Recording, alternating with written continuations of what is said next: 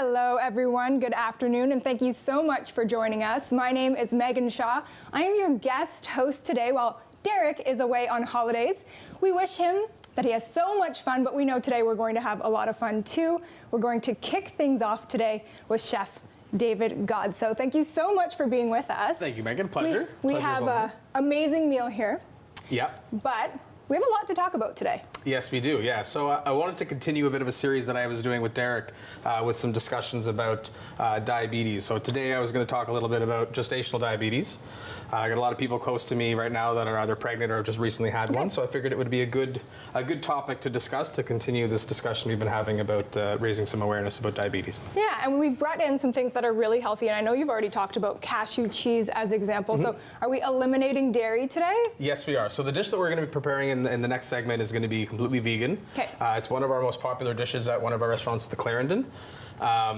It's really sort of a healthy, it's a good example of the type of food that someone who's pregnant and worried about possible gestational diabetes should be looking at eating. Okay, perfect. And I actually love that we're talking about things that are positive, that are healthy. I love eating healthy foods. I try my best, but sometimes it can be a little complicated knowing exactly what to put in your body, what not to put in your body. So just take us through, in your opinion, because you're working with food all of the time, what are some healthy foods that you would say are best to be putting in our bodies? Absolutely, and especially like when I am not an expert on pregnancy. I don't know if you could tell, but like type 1 and type 2 diabetes, the diet plan for managing that, it remains the same. So you're really looking out for wanting to stick to some complex carbs, so avoiding things like white bread and processed grains and going for more like what we have today with quinoa and lentils and chickpeas and more so those complex grains. Lean proteins, beef is really good, chicken really good. Healthy fats, so things like avocado, which we're also going to be having today. Cashews is another one, which is another reason why we have sort of the cashew cheese going into the dish that we're going to be preparing. Perfect. And then fiber is really good. Fiber really helps your body process that blood sugar. Okay. And it's one of those things, so gestational diabetes it affects about anywhere between 6 to 9% of pregnancies. And where it can kind of catch people off guard is that there's even if you have a relatively healthy lifestyle and you're not really expecting it, it can happen to basically anybody. So typically that screening takes place between like 24 and 28 weeks. Okay. But it's really important to kind of keep an eye out for the warning signs, because even if diabetes doesn't really run in your family and you're not really expecting it, things like frequent urination, constant unquenchable thirst, fatigue and nausea, which is a hard one because most people who are pregnant are dealing with fatigue and nausea all the time. So it's important to kind of ask your OB, ask your doctor about what you should be doing and what you should be, putting into your body, and making sure you're keeping an eye out for those early warning signs. Yeah, and I know we can always Google things, we can look things up to our best of our abilities, but you have something here today that you've made before is quite healthy. And like when I'm looking here, I'm seeing kale, I'm seeing quinoa. Are these healthy things we can put in our body? I know you mentioned try to maybe avoid the white breads or good substitute. Good substitute, and also avoiding like even the dressings that we have here, and like we have a bunch of pickles that we're going to be going through later. That it's even when we make all our own house pickles, so that way we can control the sugar content that goes into it, the salt content that goes into it. We want to make sure that we are both preserving, but also those are going to be some of the areas that things might sneak up on you that you might not realize you're consuming as much sugar as you thought. Okay, and let's talk about your restaurants too. Are these foods that we find in your restaurant? Of course, yeah. Okay, so we're highlighting. I'm part of the 18 Hospitality Group. We have 5 restaurants in the Barwood Market. Restaurant 18 being our flagship steakhouse, side door, Asian fusion, tacos, donuts, kind of a really cool eclectic mix. Social, large scale bistro, beautiful patio, and the Clarendon and the Hyde, which are kind of the restaurant that we're focusing on today. A little more gastropubby, maybe I don't want to say less refined than 18 or social, because there's still the same level and approach to food as we have throughout our group, but a little more approachable food on that point. So the dish that we're trying to focus today is one of our most popular sellers. It's available for both lunch and dinner, and it is really a healthy option for somebody to eat who's looking for like a health conscious, that's worried about their sugars, worried about making sure they're getting the nutrients. And tell me too, because a lot of these things look pickled. Yes. Is that always on purpose with you? Yeah, so it's kind of a bit an ode to my style and my mentor growing up, Michael Blackie. We did a lot of pickles when I worked with him, and for us, it's a really interesting way to incorporate a different level of seasoning into dishes. You know, it's important. People think when they're talking about seasoning, they think about just salt and pepper. But acid is important, and sweetness is important, and spice is important. So we have a little bit of all that going on here today. Perfect. And can we break down some of these foods, right? Because it's easy to say you should have fiber or you should have healthy fats. It's easy to say those things, but I think avocado might be an obvious one. We know that's a healthy fat. What are we looking at here? Okay, so kale, very rich leafy greens, really higher in fiber. Something if you go through any look at any dietary guide for any pregnant woman, is going to be, leafy greens is one of the biggest things that they're asking about. Complex grains using quinoa, lentils, and chickpeas, members of the legume family. Those are things that are both high in fiber and also just really rich in nutrients and calories that you'll be looking for. And then we go through our pickle selection. Fennel, one of my favorite pickles, so we pickled that with a little bit of turmeric, red onion that we've added a little bit of beet to, and then this here is like a mustard mixture. So it's called a pickle lily. So we have zucchini and red pepper, cauliflower, nice pickle mix. This is really, really good on hot dogs to go the other direction.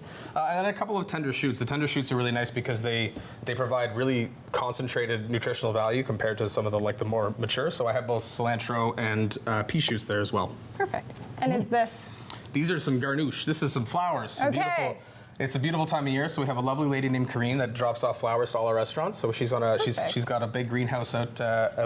I'm not sure exactly where she is, in the outskirts of Ottawa, but she drops off flowers for us. Okay. Yeah. And would that just be to put around the plate, or are you talking edible here? They're edible flowers. Okay. But they're mostly just to make it look pretty. Okay. Well, we're talking about diabetes, and you're talking about people who might be pregnant. Would these recipes, of course, translate to anyone who's just looking to kind of up their eating? Of course, yeah. It's the complex thing with pregnancy is that you're being asked to consume more calories, and there's constant cravings and there's things like that. So when you're looking for the snacks and the type, it's easy to go to the bag of chips or the Cheetos or the chips and dip and stuff like that. But focusing more on things like apple slices with almond butter, or Greek yogurt with berries, and carrot sticks with hummus, those should be some of the more go-to snacks, because you do have to be careful if the gestational diabetes is brought on by the complex hormones that are going on in a woman's body that makes their body their pancreas less able to produce blood sugar. But the easiest way to manage your blood sugar is to just consume less sugar, right? If you're not consuming sugary drinks like pop and soda, fruit juices are horrible for it.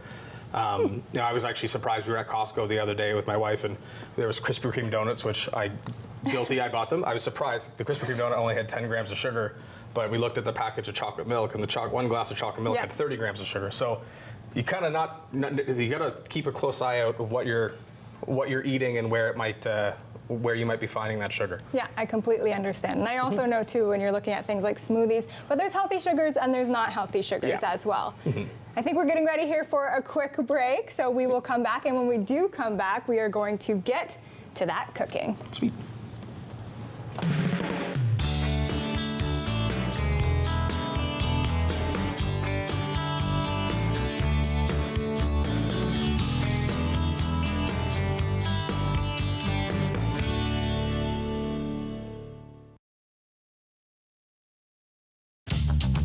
This program is brought to you by Ignite TV. Now you're in command. Visit Rogers.com for more details.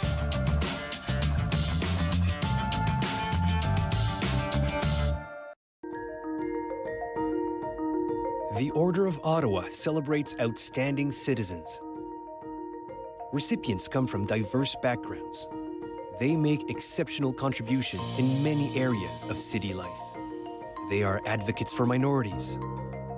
They are media experts and visionaries in community building, innovators in healthcare, leaders in education. They are technology leaders and entrepreneurs. They entertain us. They are passionate about arts and culture. They are outstanding citizens and members of the Order of Ottawa. Who inspires you? Who will you nominate? Hi, I'm Paula Roy, and it's my pleasure to welcome you back into my kitchen for another season of Paula Roy's Favorite Foods. My approach to food is pretty straightforward. Fancy is fine, but when you're in a time crunch or have a really hungry, impatient family to feed, I say simple recipes made with wholesome ingredients that you probably have on hand are the best. And that's exactly what you'll find on Paula Roy's Favorite Foods on Rogers TV.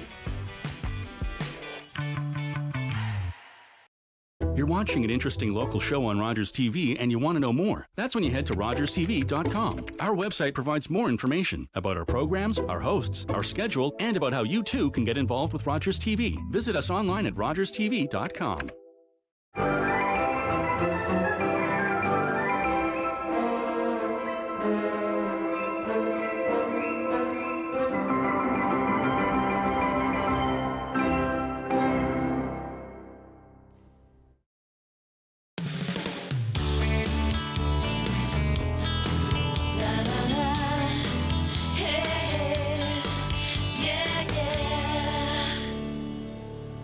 Hello and welcome back. Once again, my name is Megan Shaw and I'm your guest host today while the fabulous Derek is on vacation and we are cooking up in this segment. So I'm bringing back in our chef, David Godso. Now we talked about this recipe. Yep. We talked about our ingredients just a little bit. We'll continue that discussion, but now we're going to make this meal. So what's the first thing that you do? So the first thing for this is that we did back at the restaurant is going to be cooking our grains. Yep. So it's hard to tell in this bowl right now, but because I have them all mixed together. But in the bowl for our grain mix, we have a tricolor quinoa, red lentils, as well as chickpeas. Okay. So at the restaurant, we cook these all separately, and then we mix them in at the very end. But when we're cooking them, we're adding things like aromatics, like some onion, some garlic, some herbs, making sure that they're cooked properly. They're cooked all the way through. Because that's also an important thing. Is some grains need, you have to make sure you cook them. You don't want them to be hard or have the texture wrong or soggy or overcooked. And then the other one part we have to this is like our assortment of pickles. So one of the things that I like to do at all the restaurants is, as I talked about in the previous segment about adding acidity to dishes, is pickling vegetables. We get a lot of beautiful produce in from a lot of like local farms and a lot of farms around the area. One of the best way to keep them nice and fresh is to pickle them, and also from a restaurant standpoint, when you have this melange of beautiful colored vegetables, it's really easy to sort of assemble a dish. So you'll see a lot of these, not just at 18, but at all the restaurants, or not just at Clarendon, at all the restaurants. Sprinkled throughout a lot of the dishes to add that kind of complexity to the dishes. And honestly, color too. And color. I always joke with people that, like, from a chef point of view, like it's a bit of like a grinds my gears sometimes, and people are like, oh, that dish needs more color because like color's not a flavor, like it doesn't taste like anything. But we eat with you eat with your eyes. So it's important to part of I guess my creative philosophy on food is you either go lean into the colors and you want to have lots of color, or you very tastefully go in like a monochromatic way where you have like a few different shades of green, or if you do something that's very white, you try to play on that. But so we have a nice little mix. So this is what's going on in the restaurants right now. We've just launched all of our new summer menus. So all menus are all out. We spent a lot of work on our patio, so we have all our patios beautifully set up. The Byward Market looks fantastic. And this is something that... The weather is cooperating. Well, maybe not today, but it had been. It had been. And we will had again. A beautiful weekend. This weekend, I'm going to Montreal this weekend for Formula One, so I'm hoping, fingers crossed, that I don't get rained out. Yeah, it stays like this. But this is something that we had on our menu last summer, very, very popular dish at Clarendon. And we're really excited to bring it back with a few little touches and a few little improvements. Okay, let's get to it. Yeah. So the first step we're gonna do is gonna be to massage our kale. Okay. Sounds a little silly, but and take me through why we're doing. I have heard things like this. I must admit, I'm the person who does overcook. Yep. I overcooked Mr. Noodle. Oh no. Tell me how. I did though. So I need a lot of support here. But I've seen people do stuff like this, or smack a mint as examples. Yeah. So just take me through why we're doing that. Kale, typically very fibrous, so you do want to help aid in the chewing process a little bit by massaging it. So whenever you dress it, that helps a little bit. So the dressing that we'll do for both the kale and for the grains is a lemon tahini dressing. So tahini coming from sesame seeds. Okay. So important if you have allergies at home if you're looking it up. But I'm just wearing a glove, and I'm just going to squeeze the bejesus out of it a little bit, just to kind of tenderize it a little bit. Okay. Maybe that's something I've been missing, because I have tried to incorporate kale a few times, and I like when I cook it, if I put it in the oven, that's my favorite. But when I eat it at a restaurant, I do love it, and then when I try myself, something's not quite right. Not quite right. So maybe this is the step. This is a very important step on if you're especially if you're going to consume it this way. I always laugh because at I'm like, I love kale, but what I really like is butter and salt, and kale is a really good vessel for butter and salt. Yes. So I always have to joke with my wife about that. That I also I love this vegetable. butter And she's and like, salt. no, you don't. You just like butter and salt. Like, you just don't lie to yourself. So we're just applying that same lemon tahini dressing to our grains. We're mixing them all up. Okay, and now we can see a lot better, like some of the other ingredients that are in here. At first, I honestly thought that was just quinoa. It just looks like a bowl of quinoa. But yeah, so we have a nice mixture of this. So this will give you the protein, the nutrients. This will really fill your stomach up. When you're looking at, want to having a nice lunch that'll sustain you throughout the afternoon. The entire day. And that's the other part. Like, a lot of people will eat salads under the guise of I'm eating healthy because I'm eating a bowl of lettuce. But a bowl of lettuce doesn't have a ton of nutritional value. It doesn't really have, the dressing itself typically has most of the calories that you'd have. So you can eat like a giant, potato chip bowl of salad, but you'll be hungry within, within a few minutes. I agree with that. And also too, when you're talking about all these healthy foods, so the lentils, is it protein? Is that what we're getting from that? Yeah, so lentils and chickpeas would be sort of the protein. Now, at the restaurant, we offer this dish with the ability to add, you can add trout, you can add chicken to it, you can add more protein to it if you want. But this is kind of the fun part. So now we're just going to be adding all the colors of the rainbow. Perfect. So we're adding, like I said, the pickled red onion, some nice pickled fennel. Love it. Some nice piccalilli as well. I love all of these. You can pickle pretty much anything, and I would eat it. I'm the same way. I love pickled. Now And just pickles. We talked earlier about some spice, so we have a little bit of jalapenos that we pickle in house too. Okay. Does the pickling of a jalapeno make it less spicy though? Depends on how you process it. Okay. If you hollow it out and you get rid of the seeds and then you pickle it that way, it'll be more like just a green pepper. Okay. But if you incorporate all the seeds in the jalapenos, then it'll still pack a punch. So this is something that we've made in various iterations across the restaurant group quite a bit. Okay. It's called cashew cheese. Yep. So it's made by soaking cashews. I'm going to try not to get any on your beautiful dress. We incorporate nutritional yeast, and that's what gives that cheesy, funky flavor. Okay. So think of this as kind of like being the cheese that we're going to be having on top of it. So we're adding a bunch of nice dollops on there to make this look nice and pretty. Okay. We're getting close to our break time here, so let's add in our... So the last touch is very simple. Yep. We're just going to put a little bit of microgreens on here. So that's the pea shoots. We have a bunch of cilantro. And then a few flowers just to sprinkle around there. Perfect. And I know we're running out of time here, but would we be adding our beautiful avocado if you're making this at home? That's something you could do. We'll be right back.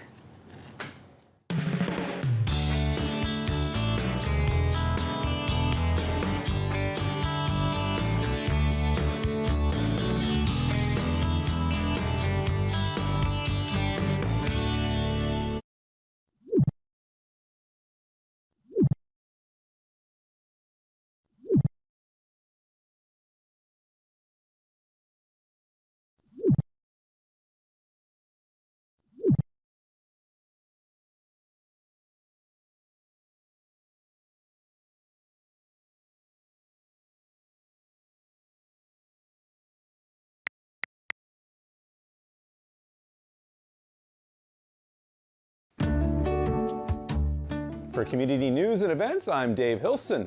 Learn to be the best companion and visit the EY Center June 8th and June 9th at the Ottawa Pet Expo. It's back and bigger than ever. A weekend of pet-friendly fun. Event runs from 10 to 6 on the Saturday and 10 to 4 on the Sunday. Visit ottawapetexpo.ca for more. Next up, the Money in 10 question exhibition has launched at the Bank of Canada Museum and will be ongoing.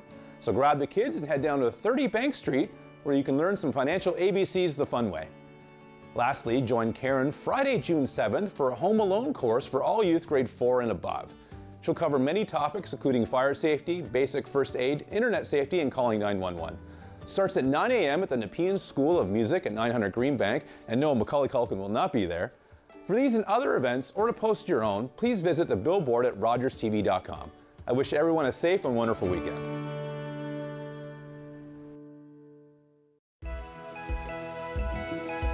Hi, I'm Sam LaPratte. I hope you join us for an hour to give right here on Rogers TV. We're going to talk about everything that is going to inspire you about this beautiful city. Every year, dozens of Canadians are killed or seriously injured because they take risks around railway tracks. Talk to your loved ones about rail safety. Visit stoptracktragedies.ca.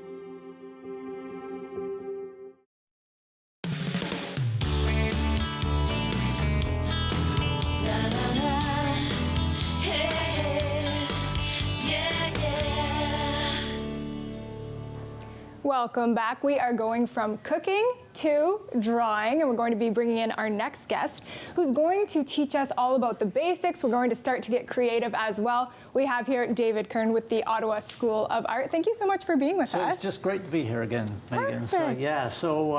So as you said, sort of perhaps do a little bit of drawing today. Yep. And actually last time, sort of with a bit of Derek's help, we did this, right? Oh, perfect. So what I did is I had what a did drawing. Derek do? I need to know. No, he did all the good stuff. Right? Okay. I made all the mistakes. Derek got it all great, right? But I came in with a bit of a drawing, and then I put some ink on it and rubbed out the drawing, and then we used a bit of watercolor. Perfect. Right? And then we got and then I thought afterwards, well, the kind of elephant in the room is how do you draw, right? Perfect. Because I could have spent like 24 hours just doing the drawing, right? And people are a bit intimidated about drawing, right? And I agree with that. Some people say they just can't draw, right? Well, the thing is, everyone can draw. It's just some people it's like on the surface, and others it's a bit further down, right? Yeah, it's like riding a bicycle, maybe something that you need to continue to do to improve those skills. So we can all ride the bike, and if you practice, you get better at it. Yeah. Right. It's that simple. But the thing is that because we do other things with our brain most of the day, right? We're not kind of in that drawing zone, right? But there are a couple of things. Actually, there's a few kind of tricks, but they all boil down to, splitting the job up a little bit, so it's so that you've got somewhere to start, right? And then you sort of pretend you don't know what you're doing. And you just I'm not pretending today, but because there's this mantra: draw what you see. Draw what you see, not what you know, right? And I'll come back to that. But really, all we're going to do is we're going to draw what we see, right? Perfect. So I've got here, 3 funny little shapes, right? And we're going to just put them on these larger oblongs. Okay. Right? So when you say put them, we're going to draw them? We're going to draw them. Okay. So I'll do the first one. Perfect. So all I do is I sort of look at the size of everything, right? And obviously I've got to make it a bit bigger, right? And it goes something like, in this case, something like, maybe it comes down a bit and goes up like that, right? So I don't have too much trouble to do that, right? And I don't really know what it means. It could be a wave, it could be, well, it just could be anything, right? So when you have a go at the next one then, right? So it would start about here and come down to the bottom. Okay. Right, and a bit of a loop, and then up, kind of harsh and a wave, and then kind of curves back down. Exactly. Right, there we go, right? And there's this funny little mark up here. I so missed we'll just put my that one as little well. line.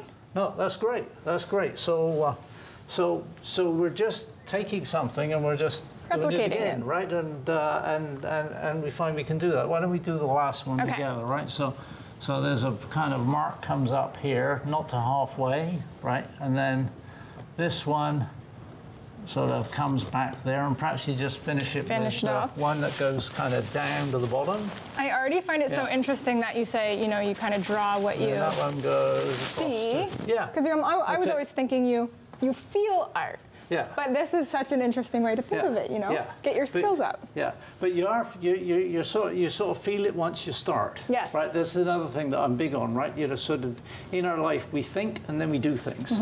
With art you have to do it and then think about it, right? So the kind of creative process is like driving in reverse, right? You do something and then you see what you've got, right? So here we've got something, right? So now if I just take this and I'll just put them somewhere else on the page here, right? So if I put one like that, right? and one like, get this round the right way, right? One like that. Mm-hmm. And it's already changing my opinion. It's already becoming something, isn't it? Right? It's already becoming something because but they're the same shapes. Right? The same shapes, right? And they still might not mean too much, but they're but now we've got a framework of something that's actually a lot larger than we started with, right? So now if I just kind of put a few more lines in. Oh, my mind is changing again on what this is. Do we at home know what it is? I have my ideas. Yeah, well, it'll...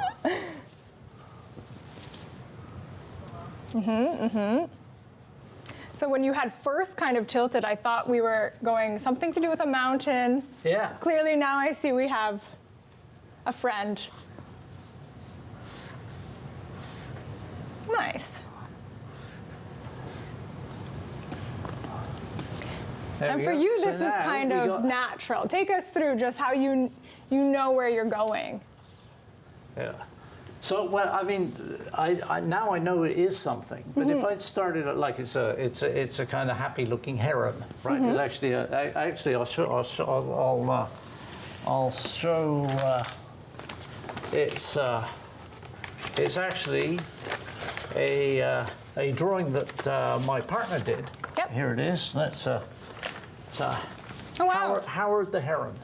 Beautiful. It's a lawn ornament, right? And is this just with a pen? And this is done with pen. Okay. And she did a bit of pencil first, right? So, okay. So I've kind of recreated the forms of that, right? Which is quite a complicated drawing, but we were able to do it together because we kind of split the task up a bit, and we didn't quite know what we were doing, right? So that's the kind of key, because as soon as you start thinking about things, right, you start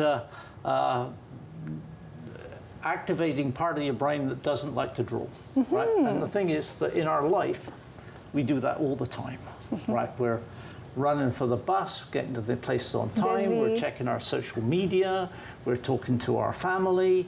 All these things are things that it's running all the time, but that's not the kind of part of your brain which you're doing. So just fooling David, yourself. we're going to go to a quick break, and we're going to come back and continue this conversation. Yeah. Thank you.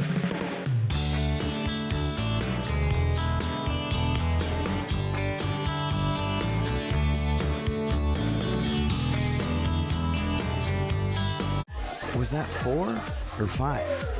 He's lost count and still thinks he can drive. Do you think he knows that when he is caught and charged with impaired driving, he'll lose his license and a lot more?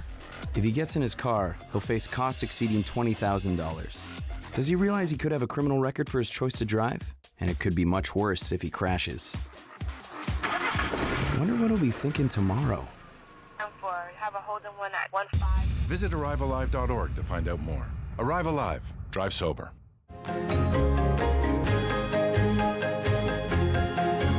Join us for the new season of Ottawa Storytellers, right here on Rogers TV.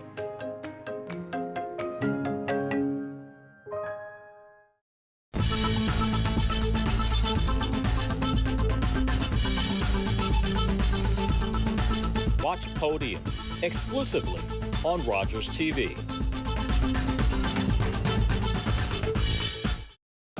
These days at your local Legion, we're marching to the beat of a different drum. On a mission to support veterans, to have fun, and to welcome everyone to our ranks. You don't have to be a veteran to join the Legion. And as a member, you'll join thousands of others serving our veterans, our communities, and our country. Oh yeah, and our Member Perks program will save you thousands on shopping, dining, products, and services across the country. Join us at legion.ca.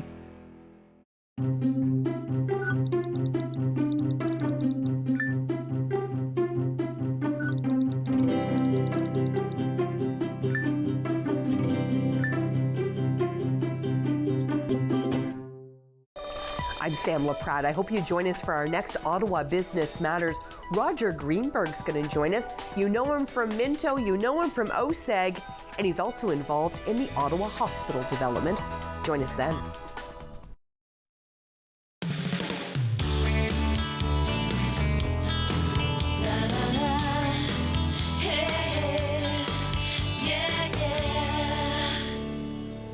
Welcome back and thanks for joining us. My name is Megan Shaw. I'm your guest host today, and here with me is David Kern. Now, we talked a bit earlier about some cooking techniques. Now we're moving into our art techniques, and we did a drawing here. Yeah. And really we saw our lines and we in the end created something. Yeah. And just take us through, is this something that you do with your students? Yeah, in fact it's the fundamental of getting people who have not done much drawing to draw, right? You really have to coax people into a situation where they don't recognize what they're doing, right? So another little technique is you can turn the reference, you turn it upside down and you paint it upside down, or you draw it upside down, right? The thing is that if it's upside down, you don't really recognize what's there, right? But the trouble with our lives is our day-to-day life is as soon as we recognize something, we think we know how to draw it, right? Because we kind of conceptualize. We say, well, it's an ear, I know what an ear looks like. It's an eye, I know what an eye looks like. And we just, and our brain just goes ahead rather than looking at the actual lines that are there, or getting intrigued by the spaces and the feel of the thing, right? We just rush on through because we want to go and check our social media. We want to go and sort of do that report or whatever, right? And that's the part of the brain that doesn't really sort of help us draw. It just gets in the way, right? So by not recognizing what we're doing, we always end up doing a better job, right? And that's all we did here, right? And there's a few techniques that kind of help people do that. Do you want to touch on some of the techniques? Like, if you had a student do this, would you just allow them to kind of see where it goes, or would you want them in the end to create this exact image? Well, I wouldn't want them to create the exact image, but I want them to create something that they're comfortable with. They feel like they're getting somewhere and they're not frustrated, right? That's the key, right? Because once you start enjoying it, you start naturally doing it a little bit more freely, right? But some people are very intimidated. They just say they can't draw. Yeah. But I've had people come into my classes that just had no conception of being able to put a mark on a space and then follow a line. But when you coax them into pretending it's not something, then they can follow that line. And as you say, it's like riding a bike. It's like riding a bike, and once you actually start moving, you find you can balance. Yep. And I remember distinctly the first time I got on a bike, and I just went like 5 feet or something, and it actually self-corrected. You know, it was an amazing event, right? But we've probably all seen that. We all remember that. Yeah, of course. Well, drawing's the same, right? Some people will just jump on the bike and go. Others, you know, it just there's all this other parts of our world on top of this natural ability we have, right? And joy, right? I mean, it's fun drawing. It's fun doing art. Yeah. And, you know. Honestly, I'm someone who would have said, oh, I can't draw when we first started this. That's always what I've thought. But yeah, even doing this exercise with you, you could see immediately something was forming, that we were making something. Yes. Yeah. It's exciting. Yeah. So it's something I feel very strongly about, that, you know, that it's something that it's therapeutic.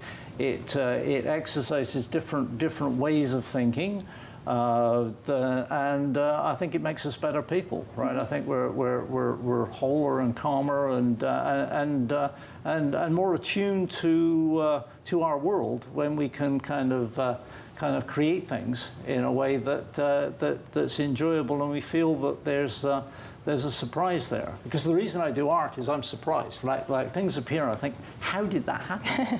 Right? It's just like magic, right? But it's not. It's just the part of our brain that we can't sort of access. You know, some people, it's the left brain, right brain thing. I've heard this, yes. But you know, I don't focus on that too much because you know, things are quite complicated. But there is definitely an area that doesn't get much exercise in today's world, right? So this is what we've done here, right? So yeah, and I think you're talking a lot too about slowing down so that you can create that art and open yourself up maybe to creating something or that possibility. Because like you say, if you always say, oh, I can't do it, well, you'll never do it. You do it, right? So I've got some exercises on my my website. I'll put them up within a couple of hours, right? On the Get Started page, right? And it's a section where month by month I'm putting up some of the things that I'm doing here. Amazing. And some background to that to help people kind of start doing perhaps a little bit of art without feeling like they have to go.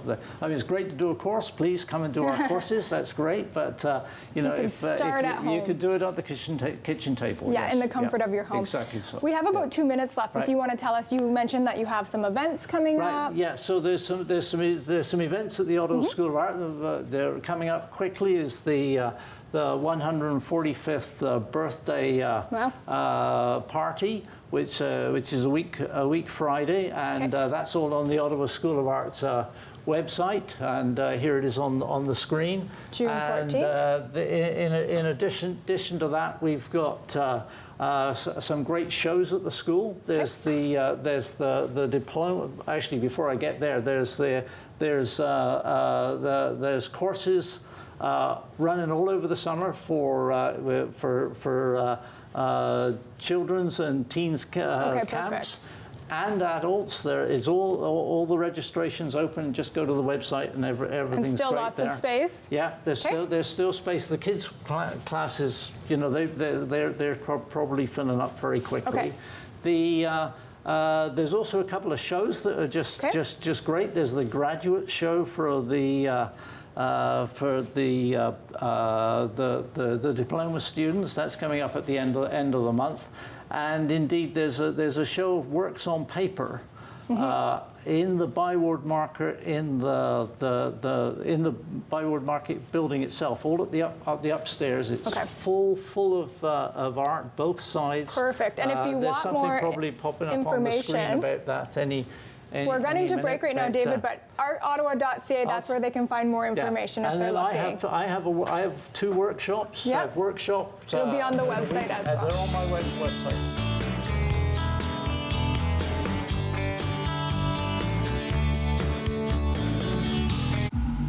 Hi, can I take your order? Hello? Oh, hey. Wait, what was the question? Let me guess. 1 driving high combo, extra baked? No. Could I get a burger with a side of fries? Think you're a better driver when you're high? Think again. Smoking weed affects reaction time and concentration. A message from Mad Canada. Welcome to this week's Community News and Events. Hi, I'm Lamin Medri. Looking for a lively midweek escape? Head over to Queen's Ale House at 1070 Bank Street, Ottawa, every Wednesday at 7:30 p.m. for an enchanting evening of live Celtic music, hosted by the talented Kevin Dooley. Let the music lift your spirits and make your Wednesdays unforgettable. Celebrate a milestone with the Ottawa Ukrainian Children's Choir. Join us for a heartwarming evening as the Ottawa Ukrainian Children's Choir marks their first anniversary with a special concert. This joyous event will take place on June 14th at 7 p.m. at the beautiful Carlton Dominion Chalmers Center, located at 355 Cooper Street. Come and experience the magic of their voices and be part of this memorable celebration. To have your events listed here, please visit rogerstv.com/communitybillboard.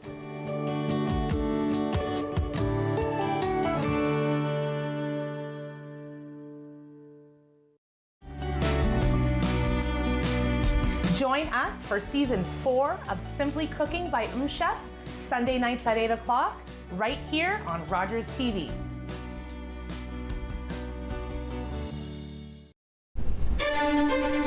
Learn all about the creation of the National Capital Region on The History of Ottawa, according to Phil Jenkins, on Rogers TV.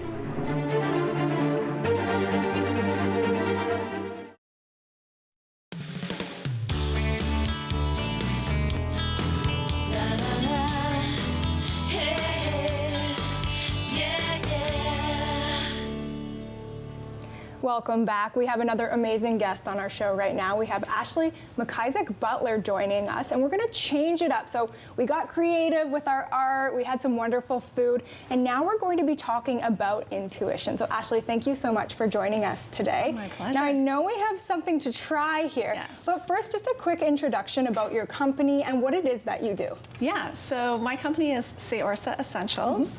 Seorsa is Gaelic for freedom, a nod to my Scottish heritage on Cape Breton Island.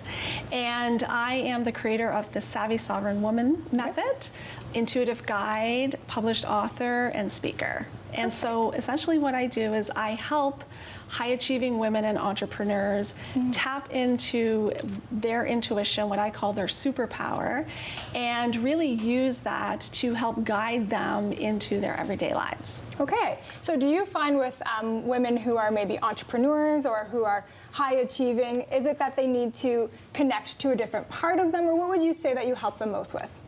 I help them most with quieting the chaos, the noise in this world, and really tapping into their heart space. I know we're going to talk about cacao. Cacao is a natural heart opener, so it really helps them quiet that noise, drop out of their head into their heart, and start listening to those whispers. Some people say it's a gut instinct. Some people say it's a sixth sense. I call it an intuition, and it's really tapping into that, listening to that, and using those nudges, those guidance into making decisions in everyday life and business. Okay, so would you say this is to help propel them forward, or sometimes is it also about maybe burnout or just changing how they do things? Yeah, I think it's a little bit of both. Okay. I think most of us are detached from our intuition because of the conditions of society, how we've been brought up, who we surround ourselves with, the media we consume. They all play a part in how we see the world. And each time we go outside of ourselves to look for that guidance, we are disconnecting from our internal wisdom and our internal guidance system. Okay. I feel like my sister, this is something that she talks a lot to me about, and I feel like this is a space where I could certainly improve. I find, I've always been called like a go-getter, and I think it would be critical to always, check in with yourself. Yeah. So that's what you're talking about. I'm definitely understanding. How does, though, our drinks over here play into this? So this is a tool to help us connect in more deeply. And so this is cacao. Some people call cacao a drinking chocolate, but it is so much more than that. Spiritually, cacao helps us drop out of our head space and into our heart space, really connecting in body, mind, and spirit.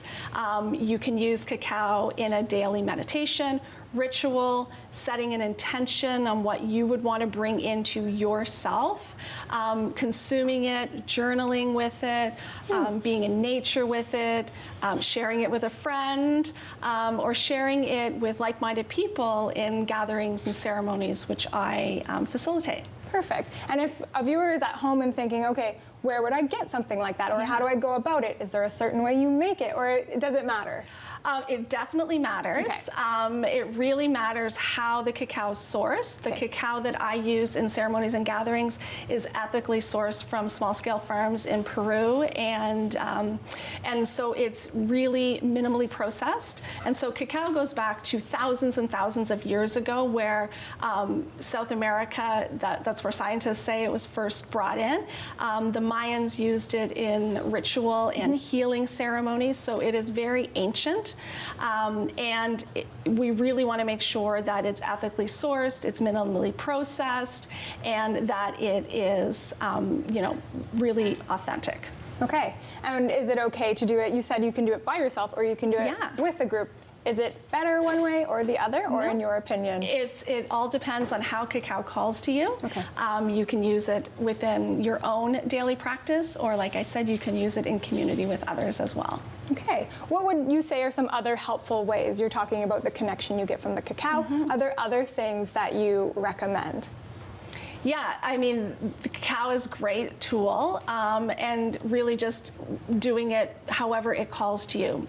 It's really great to make a cacao. I love making a cacao and taking it outdoors in nature, down by the water, connecting with nature as well, because it comes from a plant. So plant to cup, it's really, really connected and grounded.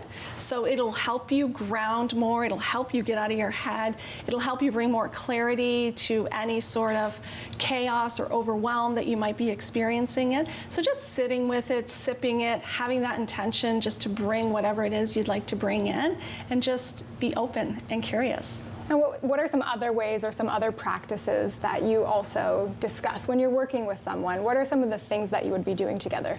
Yeah, so when clients come to me, we are working on the energetic body. So I often say we spend a lot of time working on our physical body in gyms, in yoga studios, but we also have a spiritual body, and both of them are very much interconnected. And so if we are not taking care of our spiritual body, our physical body is also going to not feel so good either. And so it's really important, and I think a lot of people lose sight of this because you can't tangibly see the results of your spiritual body, right? You can feel it, but if you're disconnected from it, it's going to be really harder for you to feel it. And so by the time you do feel it, it's going to have manifested into physical ailments. Okay, and we have just about a minute here, so if anyone is looking to get in touch with you, what is the best way to do that? And really, who is getting in touch with you? Is it anyone? Yeah, anyone is getting in touch with me. So I have a couple of cacao ceremonies coming up this summer, the Summer Cacao Series. There's one happening on June 20th, and that's happening at Pinny Point on the west end of the city. That's for summer solstice, and then there'll be a garden ceremony happening on July 14th at Lavender Landing, which is a private lavender farm just outside of Ottawa. Perfect. And can they get more information on your website just here as we quickly head to break? Yes, my website, siorsaessentials.ca. Perfect. Thank you so much for bringing in your cacao and talking about your practice as well. And thank you for being with us. My pleasure. Perfect.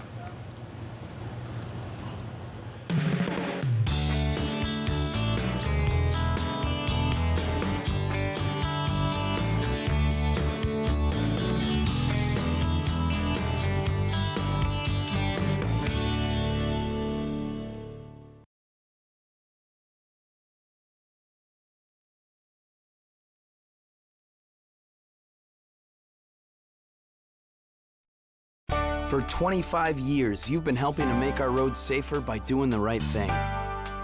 You've been the designated driver, you've stayed over, called home, you've called a cab or a friend, and planned ahead. Let's keep doing the right thing. Support sober driving by getting yourself and your friends home safely. Do the right thing. Visit ArriveAlive.org to find out more. Arrive Alive. Drive sober.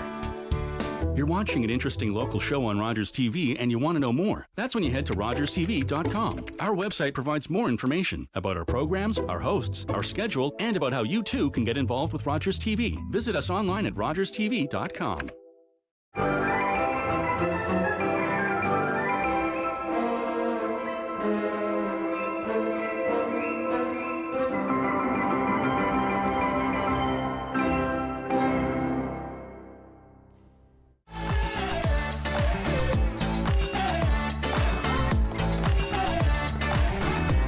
Clubs, leagues, and courts in every province and territory across Canada, squash is the sport for wall-to-wall fun, fitness, and friendship. From coast to coast to coast. Learn to play, and you'll want to do it every day. Squash. Play inside the box.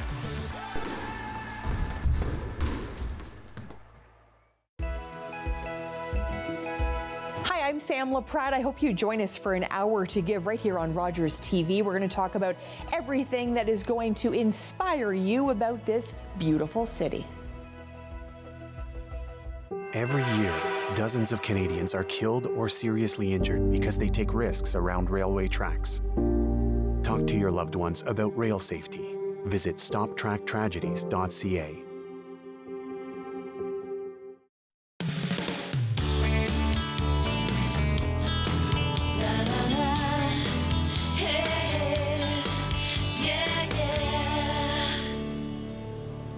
Welcome back. We are now getting into something that I know a lot of you at home are probably trying, because when I go to play this next sport, I can never get a court. We are talking about pickleball, and our next two guests are here to tell us about the sport, but also about something important that's coming up. So I'm joined here by Sean Bellefeuille, who is a certified financial planner with Retirement by Design.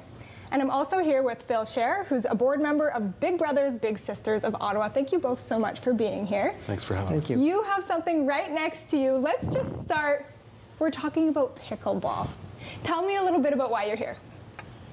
Well, so I'll start us out. So Big Brothers Big Sisters put on its original pickleball tournament last year. I've been on the board for a couple years. I probably talked about it a little bit more than I should have, and so got tasked with sort of getting us organized and trying to start an event. Since then, we've now grown the event this year and have turned it into essentially a full-day festival. We've got the generous support of the Orleans Tennis and Pickleball Club, who jumped in last year when I cold called them, and are now leaning into helping us out with making it a bigger thing. But ultimately, it's all for charity. Perfect. I think that this is a sport, and you probably agree, that is growing a lot. And so has interest changed even just in the last little while, or how do you feel about it? Well, I think this is the world's fastest growing sport, right? Pickleball. Either you've played it, you know somebody who's playing it, you're thinking about playing it, right? And like you said, Megan, there are no courts out there right now, right? So if you want to play it, you know, you need to find somebody who can find a court or get you in. But I think it's just a really fun sport. First of all, it's very social. Yep. It's really easy to learn from the start. You don't have to come from an athletics background necessarily to be able to pick up a paddle and play. And even if you're playing with people that have already played for a little bit, you can get some good shots in, figure it out. The court's a little bit smaller than a tennis court, and I've never met anybody who's tried pickleball and said, okay, I'm only trying it once and that's it, I'm done. As you said, you get hooked, right? Yeah, you do get hooked. I'm actually in a league right now, so I completely understand. If you wanted to be part of this tournament, is it now full or can you still join? Yeah, I'm glad you asked. So it's almost sold out. We're very, very proud of that. But there are still a handful of spots left in the competitive division where you'd be facing folks like us. I suspect he's going to go a little bit further than I will, but we'll wait and see. But yeah, June 16th, so it's a great way to celebrate Father's Day. So please sign up. Yeah. And also, when we're talking about pickleball, all ages for this tournament, or how does it work?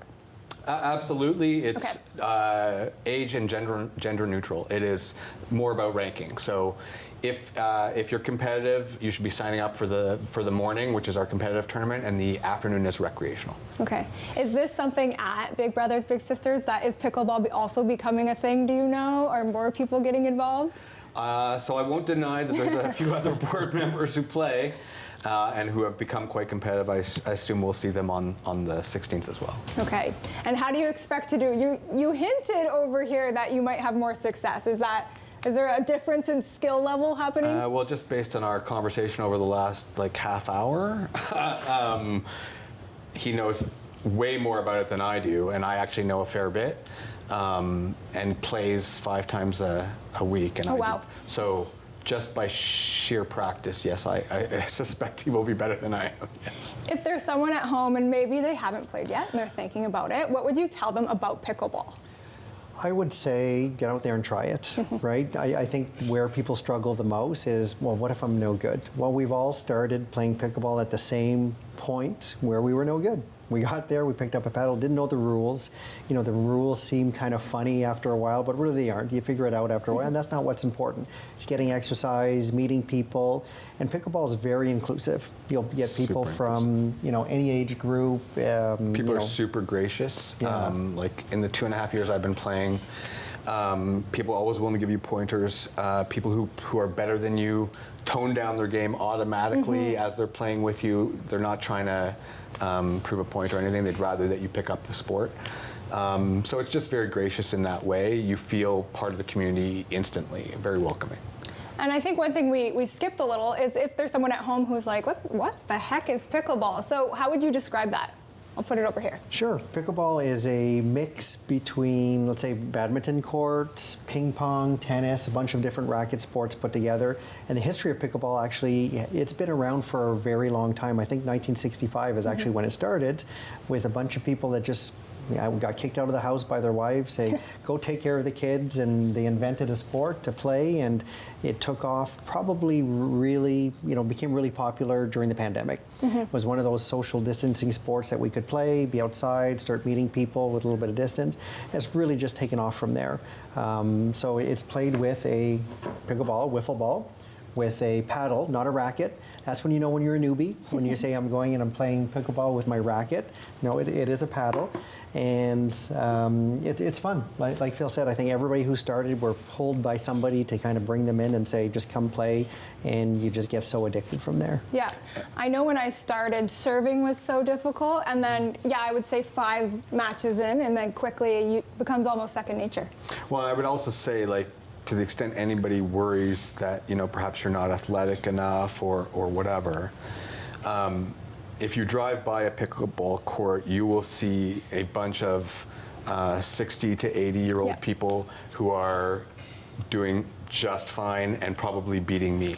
So, I don't know, I have to see these now. We have to head over to our next break here, but now I need to see both of you play, so maybe I'll have to get over to that tournament and see how you both do. But very quickly, website for tournament? So you can go right on the BBSO website, and just final things. It's June 16th, competitive rec, and a full-day festival from 2 to 7. Perfect.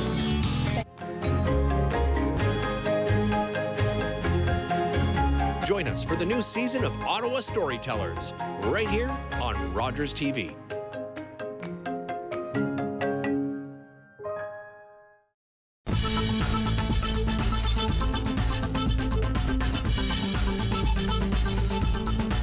Watch Podium exclusively on Rogers TV.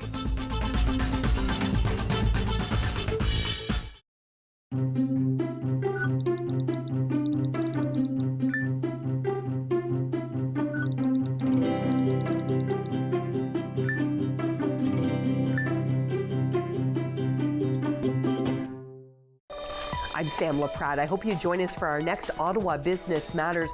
Roger Greenberg's going to join us. You know him from Minto, you know him from OSEG, and he's also involved in the Ottawa Hospital development. Join us then.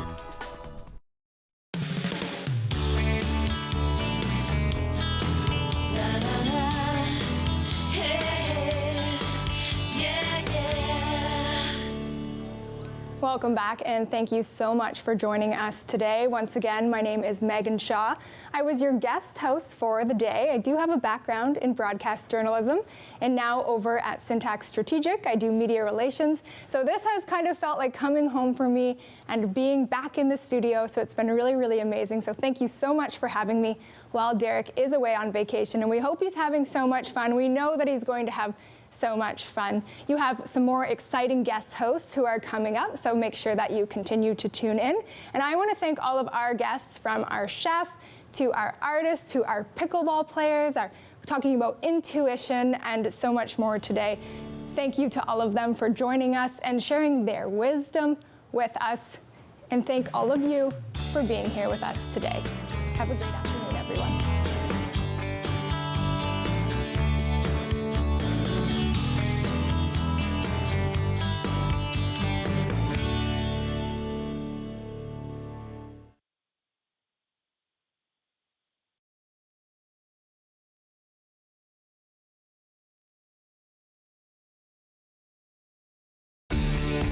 Connect with us by visiting our website or email us at comments@rogerstv.com.